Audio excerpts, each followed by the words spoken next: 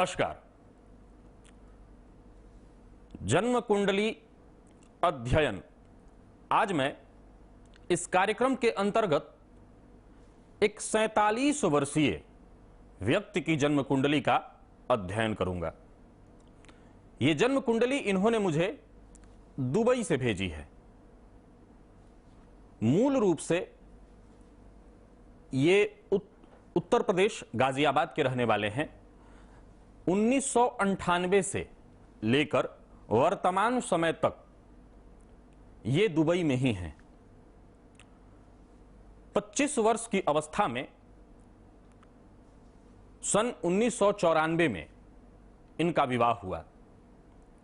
वो विवाह मात्र 6 महीने चला और इसके बाद वो विवाह टूट गया।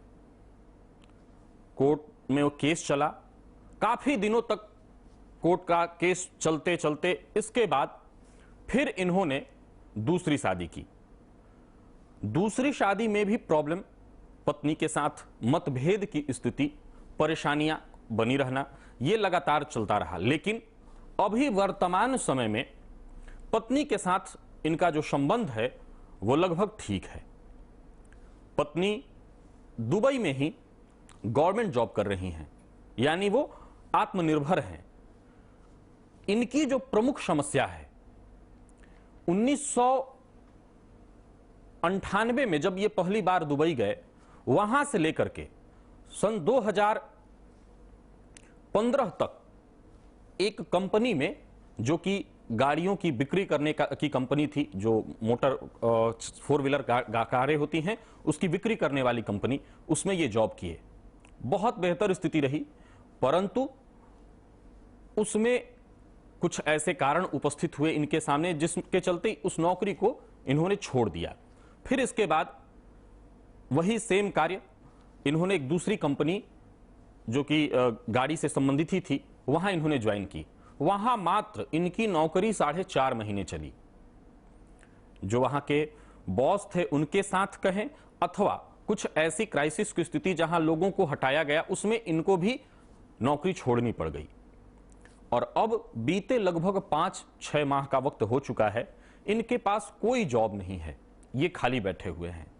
मूलतः इनके 3 प्रश्न कि दांपत्य जीवन ऐसा क्यों हुआ, मुझे नौकरी करनी चाहिए या अपना खुद का व्यापार करना चाहिए, मैं दुबई में ही रहूं या भारत आकर के यहां पर कोई बिजनेस प्रारंभ करूं।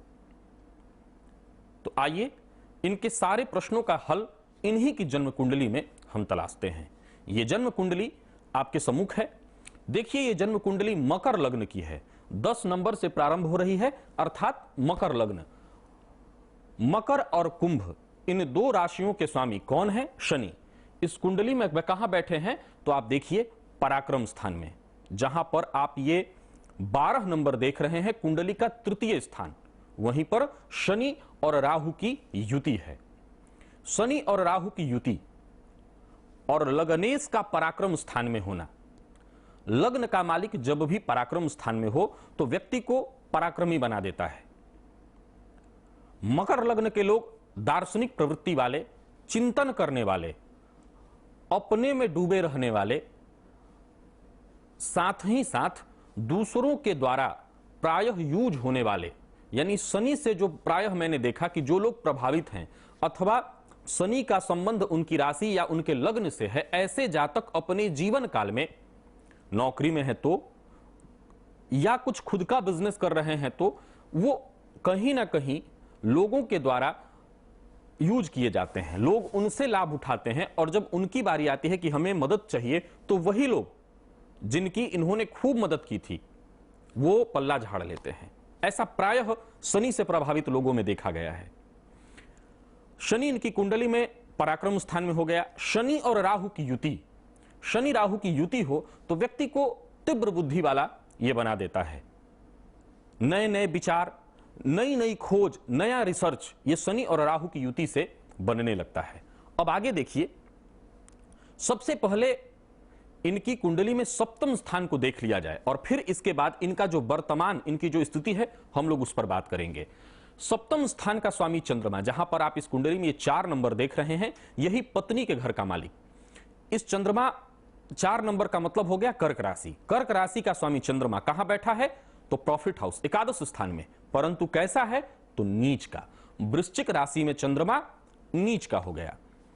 तो दांपत्य जीवन खराब होने का प्रमुख कारण तो यह हुआ सप्तमेश नीच का। दूसरा, राहु और शनि की जो युति है, ज्योतिष शास्त्र में इसको पितृदोष अथवा श्रापित दोष कहते हैं।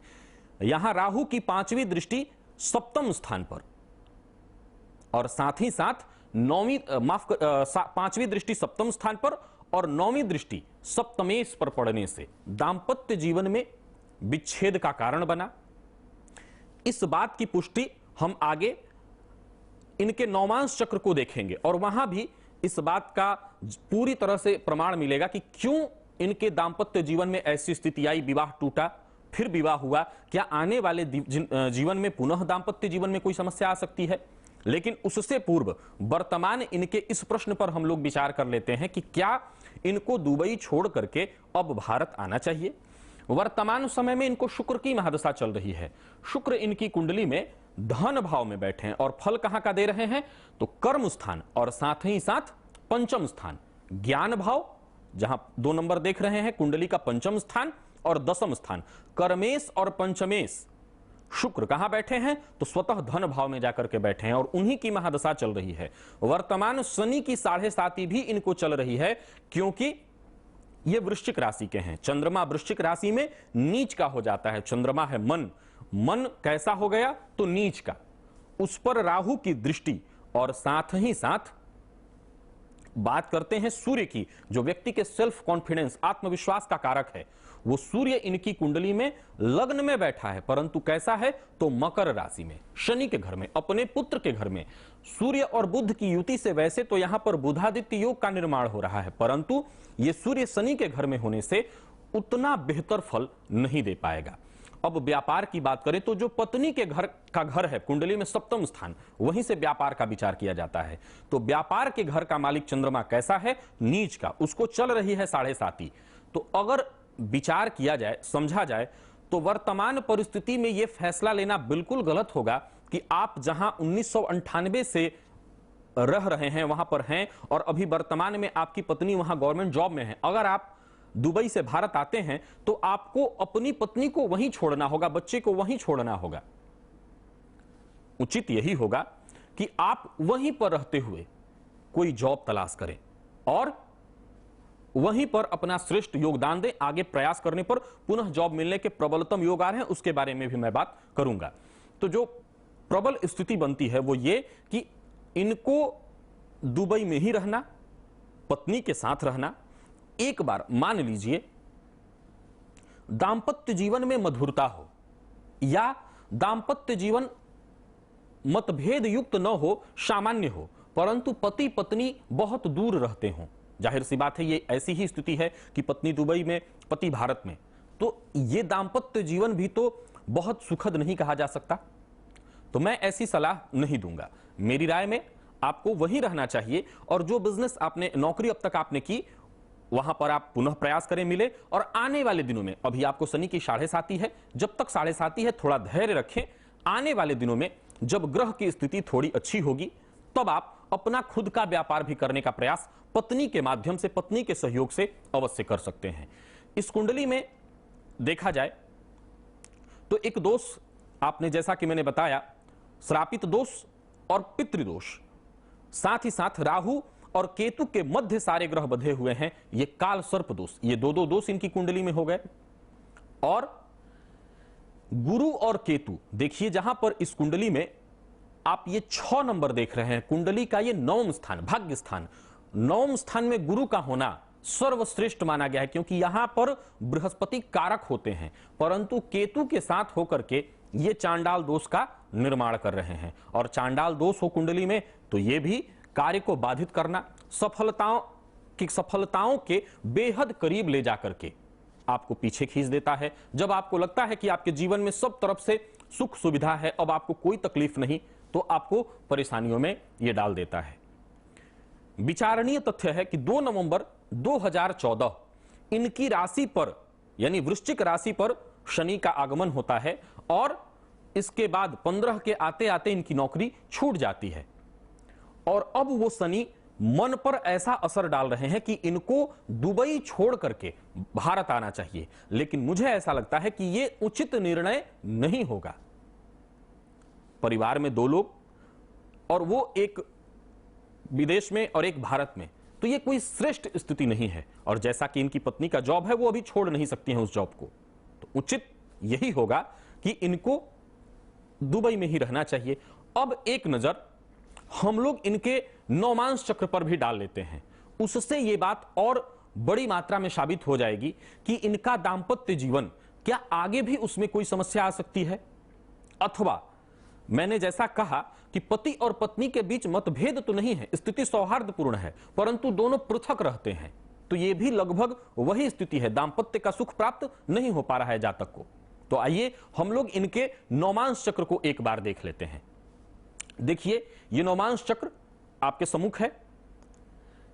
नौमांस चक्र में सिंह लग्न बन रहा है, सिंह लग्न में चंद्रमा, और हम लोग सीधे सप्तम स्थान पर आ जाते हैं। दांपत्य का जो घर है, पत्नी का जो घर है, विशेष रूप से जब दांपत्य का विचार करना हो तो नौमांस चक्र को अवश्य देखना चाहिए। तो इनकी कुंडली में यहां पर नौमांस चक्र में सप्तम स्थान पर अगर आप दृष्टि डालें तो यहीं पर शनि और मंगल की युति बनी हुई है।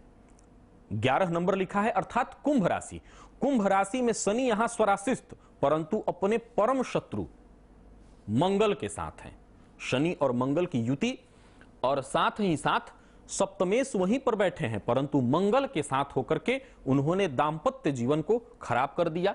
और साथ ही दांपत्य के घर के दोनों तरफ देखिए, एक तरफ सूर्य, दूसरी तरफ केतु, और दांपत्य जीवन का कारक नौमांस चक्र में केतु के साथ, यानी दांपत्य का कारक जो शुक्र है वो केतु के साथ होकर के इनके दांपत्य जीवन में तमाम तरह की समस्याएं उपस्थित किया और आगे भी ये करेगा।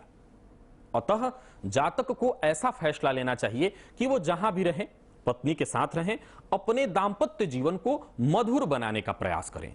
कुंडली में कुछ एक दोष हैं जिन दोषों का निवारण अति आवश्यक है। अगर वो समय रहते उन दोषों का निवारण कर लिया जाए तो निश्चित रूप से आने वाली जो तकलीफें हैं जीवन में और भी जो समस्याएं हो सकती हैं उससे बचा जा सकता है। पितृदोष, श्रापित दोष और काल सर्प दोष, इन दोनों दोषों की शांति, कभी आप भारत आएं तो आकर के नासिक त्र्यंबकेश्वर में जाकर के इनकी शांति कराएं, त्रिपिंडी श्राद्ध करें, उससे भी आपको बहुत राहत मिलेगी। साथ ही गुरु चांडाल योग जो कुंडली में भाग्य स्थान में लगा हुआ है, जिससे भाग्य की आवश्यकता जब जब जीवन में आपको पड़ेगी, जहां भाग्य की प्रबलतम आवश्यकता आपको होगी, भाग्य वहां आपका साथ नहीं देगा, तो उसके लिए चांडाल दोष की शांति करा करके उसका कवच गले में धारण करें। हनुमान जी की आराधना करें। ये तो आप कहीं भी रहिए, भारत में रहिए, दुबई में रहिए, कहीं भी रहिए, भगवान शिव की आराधना आपके लिए श्रेष्ठ, माफ करिएगा, हनुमान जी की आराधना आपके लिए श्रेष्ठ फलदायी होगी, क्योंकि 7.5 चल रही है और चंद्रमा आपका नीच का। तो हनुमान जी की आराधना अभी अनवरत आपको लगातार करना होगा। और आने वाले दिनों में मैं एक बात बार बार लोगों को कहता हूं कि अगर आप लोगों ने, ऐसा प्रायः लोग कहते हैं कि हमने अपने कालसर्प दोष की शांति करा ली है, अब तो कुछ भी नहीं करना होगा। मैं आपको बता दूं कि कुंडली में अगर कोई राजयोग हो तो क्या उन राजयोगों को किसी उपाय के माध्यम से समाप्त किया जा सकता है? नहीं। तो फिर दुर्योगों को कैसे? दुर्योग जो आपकी कुंडली में है उसका शमन, जैसे कि कोई राजयोग हो तो उसका रत्न पहनने से, उस ग्रह से संबंधित मंत्रों के जप से उसकी जब हम वृद्धि करते हैं, उसी तरह से जब कोई कुंडली में दोष हो तो उस दोष की शांति करा देने से वो उसका जो प्रभाव है वो कम तो अवश्य हो जाएगा, परंतु समाप्त नहीं होगा। अतः वक्त रहते समय समय पर उसकी बारंबार शांति करानी आवश्यक है। और उसके लिए सर्वश्रेष्ठ है कि एक बार अगर आपने कालसर्प दोष की शांति करा ली तो आगे आने वाले जीवन में आप भगवान शिव की आराधना निरंतर करें, उससे आपको श्रेष्ठ लाभ प्राप्त होगा। तो जो ये चंद छोटे छोटे मैंने उपाय आपको बताए, इनका सहयोग लें। व्यापार की तरफ अभी न जाएं, जहां आप जॉब कर सकते थे या जॉब आपने अब तक किया, प्रयास करें कि आपको कहीं कोई वहां पर जॉब मिल जाए और उसी में आपको अभी सफलता मिलेगी। हनुमान जी की नित्य आराधना करें, निश्चित रूप से आपको श्रेष्ठ सफलता प्राप्त होगी।